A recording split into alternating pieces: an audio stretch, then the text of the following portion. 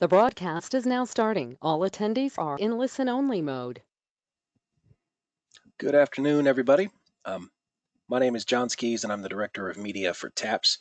Thank you for joining us today for our team tennis webinar. We're going to get started in just a couple of minutes, but I've got some housekeeping things to discuss. First and foremost, this webinar is being recorded, and we're going to make that recording available on the TAPS YouTube page, which you can find at youtube.com/tapsbiz. We're also going to put a link in the follow-up email that you will get after the webinar concludes, and we're going to put that link on our website. Also, so if there's somebody at your campus who needs this information but couldn't be with us today, you can just forward that link on to them, or they can contact the office. Second, if you have questions as we go, use the questions feature in the GoToWebinar interface. We're going to try to answer as many as we can as we go along. But if we don't get to yours, there is a Q&A session after the presentation. You don't need to ask your question twice or anything. We will see it.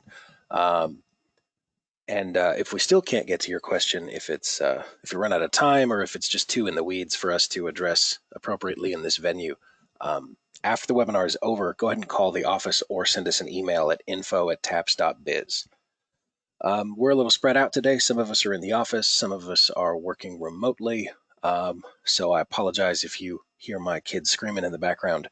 But I am joined today by Brian Bunselmeyer, the TAPS Executive Director, Robert Huckabee, our Director of Compliance, Steve Perdome, the TAPS Associate Director, and we also have Will Dixon in the office helping us with the keyboard and the presentation today. Before I hand it over to Robert, we've got a quick poll for everybody, just to kind of see what role you play at your school. If you've been with us for any of our other webinars this week, you know the drill. So I'm going to launch this real quick. Basically, let us know if you're an AD, a head coach, an assistant coach, or if you're not a staff member at a TAPS school, or if you're something else. I'm going to leave that up for a few seconds, just so we can kind of see who we're talking to.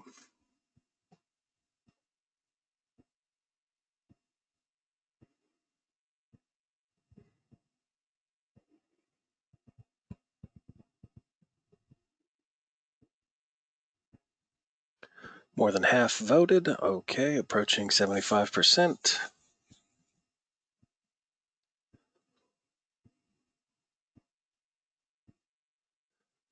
About 15 more seconds and then we'll move on.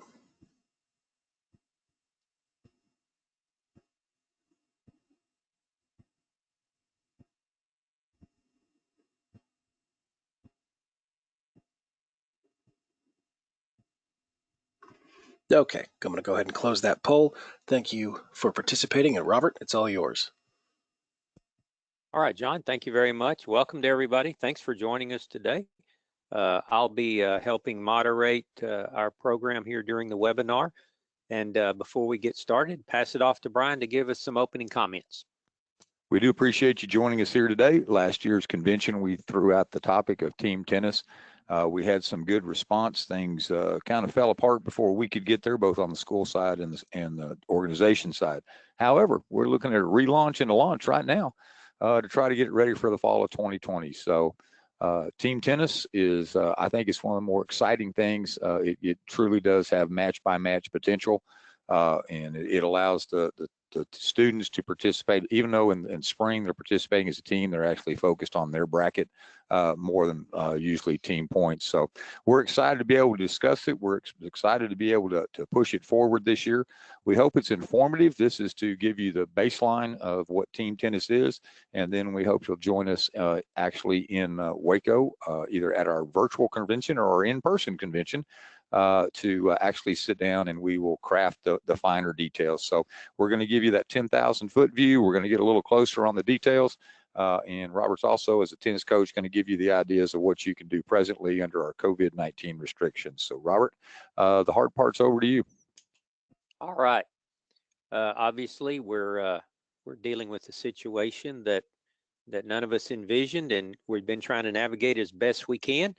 Tried to do that throughout the spring. Thank you for your patience with us as we walk through that. The biggest question we're getting in the office the last few weeks and days is, what can I do? What can I not do under our current restrictions we have?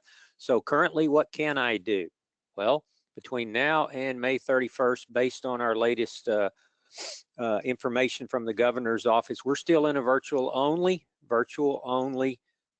format with regard to interaction with our students and athletes. That will change on June the 1st.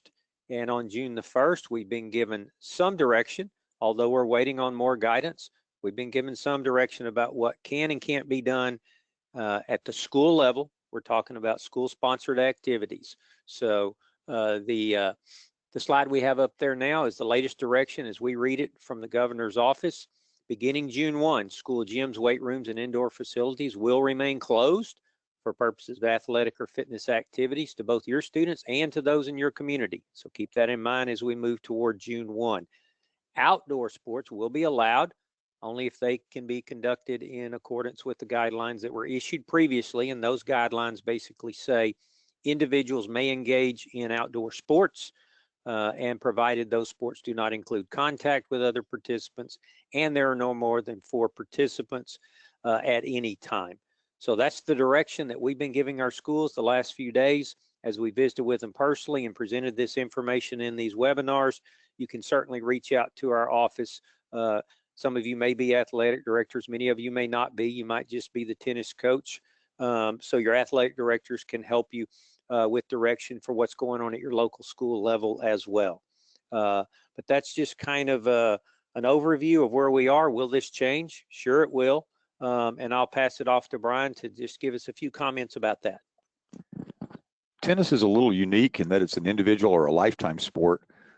So during the school year, many of our tennis coaches are part-time or stipend coaches for the school. But when you get to the summer, you're totally operating as a club pro, you're operating as a tennis center pro, et cetera. So the rules that Robert reported are if you're acting in concert with the school, you would have to look at the governor's opening recommendations as far as if you're a club or if your club is giving a camp or something to that effect. So we heard that leisure activities, you could have 4 tennis players, they have to be separated, et cetera, et cetera. Those are the rules if you're operating as your tennis club, as a tennis pro, et cetera. Only if you were acting as the tennis coach of your school would the rules that govern schools be right now. And that's a fine line. So again, info at taps.biz is a great place to reach back out. We can give you a little clarity if we can help. But having been that tennis coach, I know it was always the line of, am I working for the club today or am I working as the tennis coach for the school today? So right now until May 31, you're the school. And then after that, camps and whatever are bounded on a different way. And we know things will change. We just have to be careful as we move forward. So wanted to give you a few important dates. June the 1st is basically our jumping off point for school activities. Right now it's outdoor. From what I could tell, if you're the tennis pro and you're giving pro lessons at your place, you'd be good to go as long as you follow the governor's guidelines. Again, TAPS does not supersede that. July the 26th through the 2nd, you would be, you're still, even though you're the club pro or whatever, it's a dead week for us. It's dead week on the calendar, which means no interaction with your students for the week of the 26th through the 2nd. August 3rd is when fall practice begins. So you lose them for a week, then you get them back on the 3rd.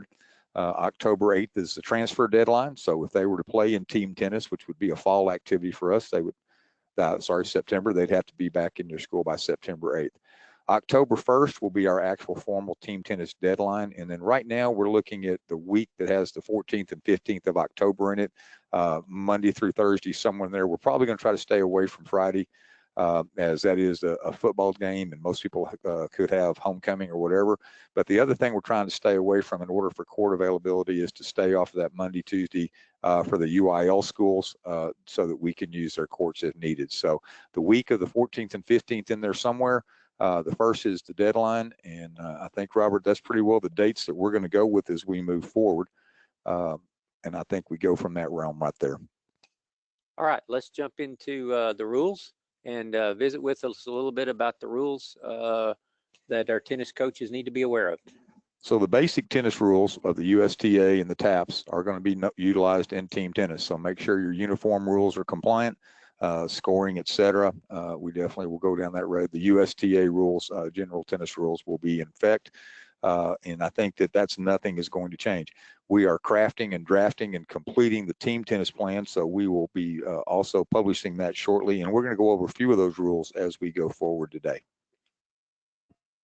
All right, our next topic is student information. This may be something you deal with, certainly if you're the AD at your school. You know about all your students being in rank 1, having all their forms completed, their physicals, all those kind of things. If you're the AD, you're well familiar with that. You can reach out to our office. If you're the coach, you need to obviously make sure you're communicating with your AD that all your students are in the rank 1 system. They have their physicals, they're eligible, and that everything is in there the way it needs to be. And certainly you can always reach out to our office, info@taps.biz. If you have any questions about student information, it all goes through rank 1. It's created in the student profile. A lot of the information comes directly from the parents completing those forms. If you have any questions about that, we're not going to belabor that issue. We want to really get into the nuts and bolts of team tennis in this webinar. So reach out to us, reach out to your AD if you have any questions in that regard. Just as a reminder, once this would be TAPS sponsoring a tournament. That does not preclude who you go play, but it does preclude who can play for you. So now that team tennis comes in, homeschool kids, those opportunities with 8th graders and homeschoolers would not be able to participate with your high school team. So that is a change that moves forward. So just we'll be aware of those basic student guidelines. Again, info@taps.biz. Drop us an email. John has mentioned adding the questions here. We'll be checking those, and if those questions come up, we'll definitely pop over there for you. Moving forward, we'll talk about the format of team tennis. We're going to scale it back a little bit from what, if you've been in the UIL and listed at the larger schools, the consistent information that we received on the AEC was that we wanted as many schools as possible, if they wanted to participate and could participate in the tournament, to be a part of it. So we did scale back the number of matches that are going to be in each round. So we're going to jump to the format real quick. We'll hit back on there. So your minimum team competition is 4 boys and 4 girls to be able to fill out the slots. And girls may not fill boys' positions. That was asked several times previously when we talked. So boys play against boys, girls play against girls, and then when we have mixed, it's 1 boy and 1 girl. It's not double up either way. So your minimum team composition is 4 boys, 4 girls. You could actually max out and have your 2, basically we'll kick to the next slide. You'll have 2 boys singles, 2 girls singles, 2 boys doubles, 2 girls doubles, and a mixed. You could have everyone solo in those and have some alternates. So your team could be bigger, but you have to at least have 4. If you cannot fill all the positions, of course, in the scoring, you would get 0 for that match. So the minimum is 4 and 4, and then we'll work to match the teams that are full teams versus the teams that are not as we go forward. Scoring would be 2 out of 3 match play. It would be no ad scoring. Basic tennis rules, 7-point tiebreaker if tied after 6 games in the first 2 sets, and then we would go for a 10-point tiebreaker in the 3rd set if needed. If we can get to a bracket play or a championship round on day 2, then we would modify that scoring. We would actually go to a 3rd set, so we would move through but in the early rounds, we definitely would want to be restrictive of the number of sets young men and young women are playing, so we want to move forward. As a reminder, in team tennis, each match contributes a point to the overall team score. So if you're doing 2, go back up one, Will. If you're going 2 singles for boys and girls, 2 doubles for boys and girls in a mixed, your total is 9. So in a normal, I say normal, in the UIL that I was used to years ago, you could have 19. So it could be 11-8 or whatever. So there's much more. You're playing 6-6 and whatever. Everybody plays the number. So this would be the number of matches we're playing. We're reducing it to be able to increase participation and to also make it fit into our time schedule, since it would be a non-qualifying event. So basically there's the scoring as we go forward. The USTA rules again would be in place. So it would be the USTA rules that are in effect at the time of the competition. You can find those at the USTA friend of the court. And we've been dealing with Bobby Kleinecke. He's the retiring from Rudder, and he is the Texas State Tennis Coaches Association involved there heavily.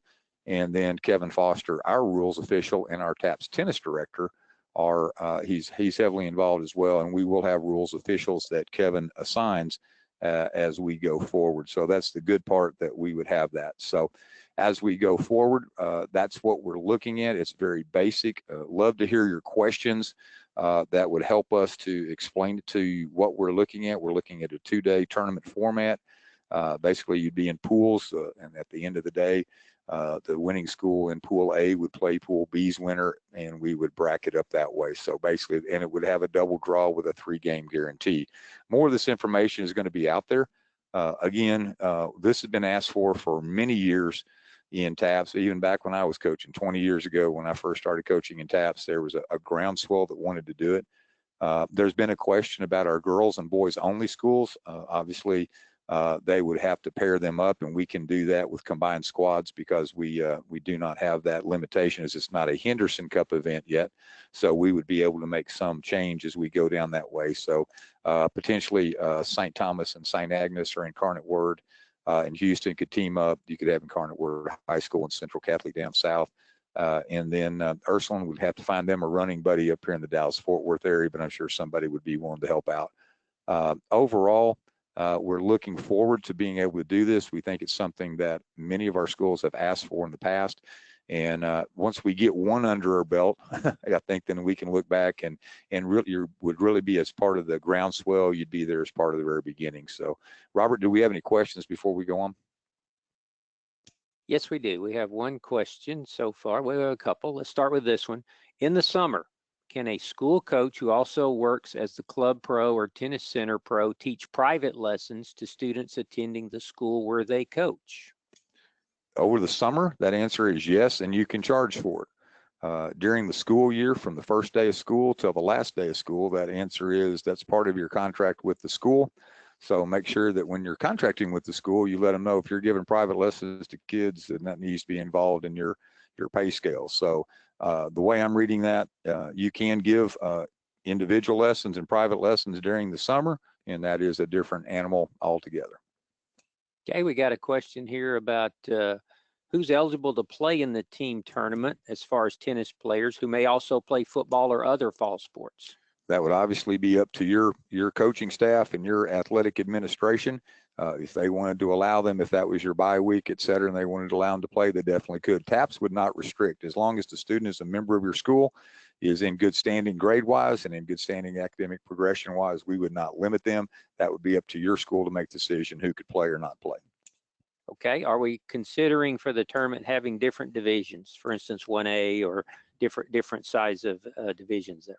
I think at first blush, one of the things you have to look at is this is probably a tournament that is more aligned with our 5A, 6As who have tennis only young men and young women participating.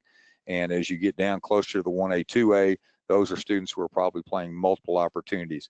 That being said, it was all dependent on how many schools sign up. If we only have 8 schools sign up, then no, we would not have 2 divisions. If we had 16 and we could break it 4, 3, 2, 1 and 5, 6, we would definitely try to do that. And we also realize that not all big schools are the same either. They may have a big number out there as a 5A, 6A, but their tennis players may be novice or they may be down. So what we'll do is we'll try to seed them much the same way Kevin tries to help us seed all of our tennis tournaments that we do in the spring. Okay, we have another question about how you qualify for the tournament. Is there a match number required to qualify? It's going to be an all-comers tournament, just like cross country. So basically in this and field hockey that we do, everyone would be eligible that wanted to participate. Obviously, it would be good to play a little tennis before you got there. It's kind of, I guess, an unspoken, speak it out, needs to be done that way. But it would be an open invitation, so you would not have any qualifying matches. However, the more matches that you've played would certainly help in your seeding. Obviously, we never want to go into a blind draw. We certainly hope to have some seeding information on who's played what. Along that line, Robert, talk a little bit about what ScoreStream is, and then I'll tell you what we're going to do on ScoreStream this year for team tennis. ScoreStream was new to us last year. Obviously, Rank 1 is our database for accumulating all of our information. It's our official place to post our scores and post all our results and track the standings, certainly in our team sports. And it's very much used last year, people getting used to it. We also had the opportunity during the year to add ScoreStream, which is a service that tracks scores and results of high school sports, all levels, but especially high school. It's a great ad for us as an organization because those scores feed directly to the AP service. And so our schools get their results posted along with everyone else. It's a great opportunity for our information to be out there and to be available. A score stream will be required this year along with Rank 1 so that we know that all of our schools' results are getting out there and published for your benefit and our benefit at the organizational level as much as possible. So to that end, ScoreStream, at our request, has added team tennis as one of its features. So in the fall, when your contract comes around, we're going to ask you if you're participating. We're also going to ask you to put in your match scores, give your team totals. That way that we are pushing out scores for team tennis. I think that also is a way to publicize it a little bit more. And we're hoping that that has a real positive outcome. So ScoreStream may be in your future if you're doing team tennis. But we really would encourage you to put it out there, especially to get your kids some recognition as you're going through your matches prior to and during the TAPS tournament. Robert, what other questions do we have? We have a couple of questions about the tournament format. Can a player play only one line or two lines? They'll be allowed a maximum of two lines. So you could play singles and doubles, doubles and mixed, or singles and mixed. That way we're not wearing them out in the early rounds. So they can play up to two. Two lines are available. Okay. We have another question here.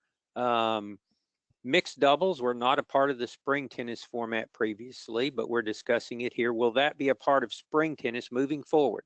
On the recommendation of the AEC, the board, and the staff, mixed doubles will be a team tennis option only. It will not be added to the spring opportunities. Spring will still stay boys and girls.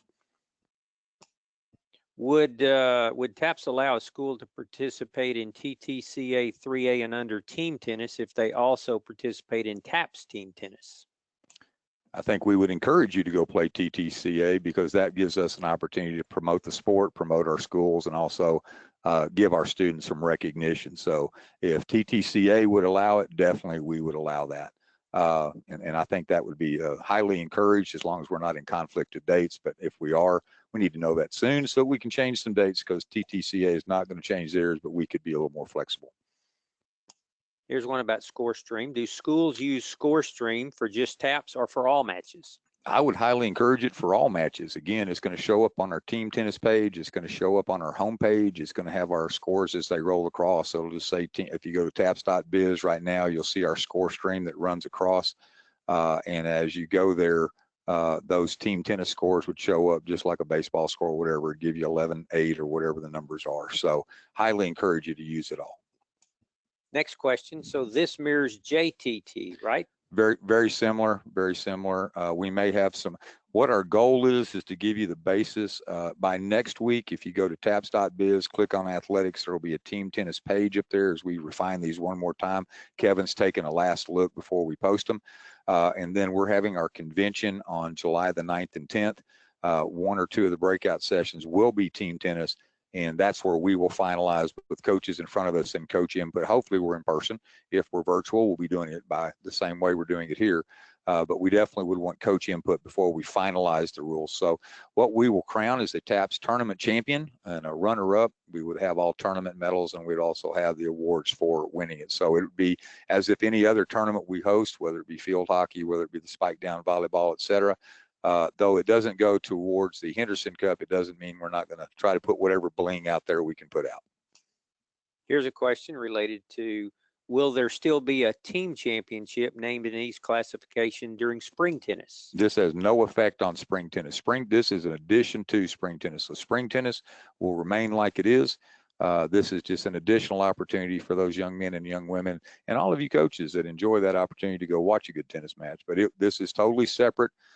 Spring tennis is not changing and it has no format or rules changes as far as I can remember for the coming year. Comment about not seeing team tennis yet on ScoreStream. Do we know when they might be adding that to the list? We had the conversation this morning. As you can imagine, there are no games going on right now. So I think they're sitting in California wanting something to do. So we anticipate it'll be up there by the end of the week, if not very shortly. They were eager to hear from us and they like the opportunity of what we're providing. So I think that it'll be up there pretty quick. All right, I think we're caught up with most of the questions. Brian, you mentioned the convention as you were discussing that. That'll be coming up in July. Hope to see you all there. Hope we can do it in person. If not, we'll certainly have a plan to do it virtually. A couple more questions coming in. We'll jump to those. How many schools do we think will want to play? Do we have any idea? Basically, we set this on a 12 school minimum last year, and we had more folks than not indicate that they wanted to do that. We're strung from the Rio Grande Valley up. So I think, John, did you have another poll that went with that just to see how it went or not? Yes, I sir. can't remember. So we've got a Good poll right stuff. now that I'm going to launch. Does your school presently play team tennis in the fall? Yes or no?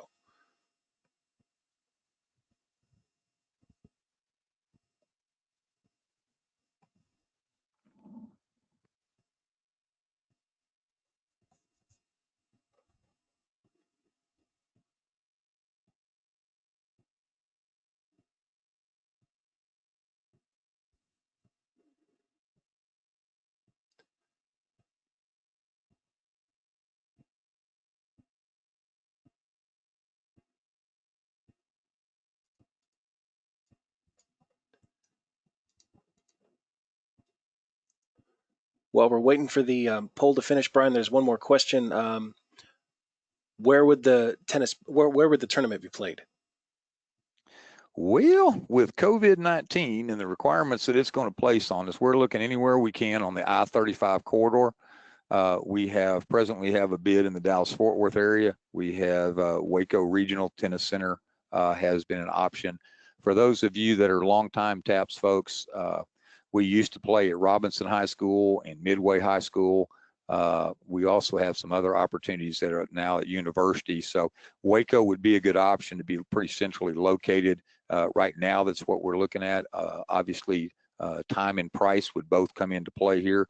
And again, we're a little leery right now of what the COVID restrictions or what they'll be like when we come out. And to that, as I mentioned that, obviously, if the predictions are correct and this COVID-19 virus comes back with a vengeance in the fall, we'll all have to make adjustments and arrangements. Know that we're working on our protocols now. You'll probably see things from now on be a little different as far as how things are handled at TAPS tournaments and every tournament you go to and whatever you host as well. But COVID-19 may interrupt us, but we're hoping not. We're looking more likely at Waco. We've also had a really good talk with the folks at Northeast ISD in San Antonio. So if you've been down there, they've added some courts. So to our San Antonio folks, you got a nice place to play down there. So we're looking at all of those options right now. We'll try to choose the one that, depending on where the schools come from, if we can find that central point, we will.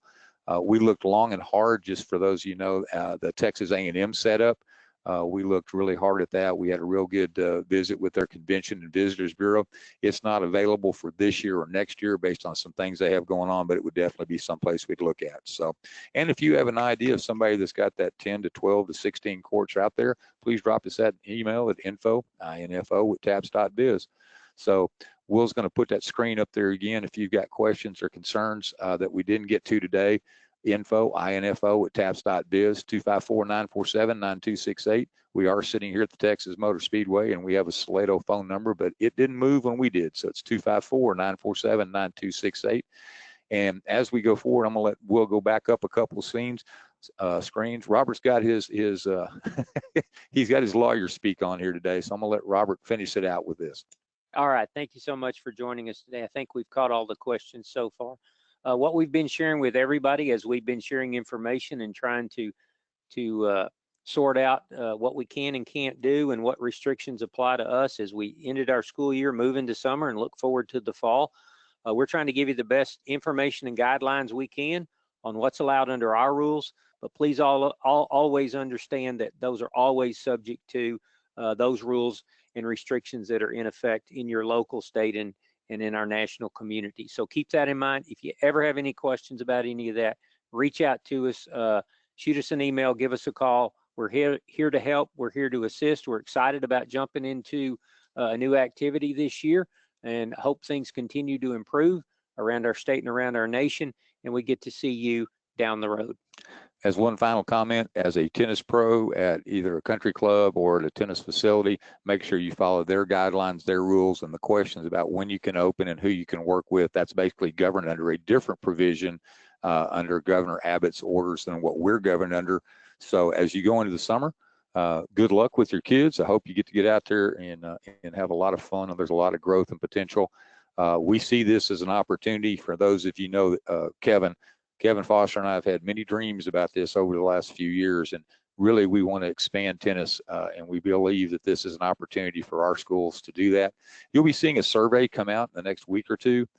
Just highly encourage you to go back to your athletic director and make sure that you are in rank 1 as a tennis coach, boys or girls or both, so that when the surveys come out, you'll have that opportunity.